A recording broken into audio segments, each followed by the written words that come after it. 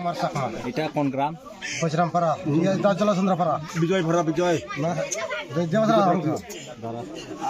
তুমি জলচন্দ্রপাড়া তুমি মিটিং করছো আদা মানে আমলো জলচন্দ্র কুমার এটা কোন পাড়া?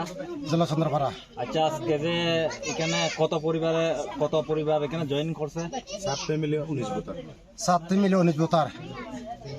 তাই আমি যে বিজেপি সরকার আদালত থেকে করছি রেশন কার্ড আইসে, কিন্তু রেশন কার্ডটা দিছে না আমার টাকা নাই লাগে রেশন কার্ডটা পাইছি না, টাকা দিতে পারছি না। রেশন কার্ড আমার নাম কাটিয়া আরেকজনের দিয়া দিছে।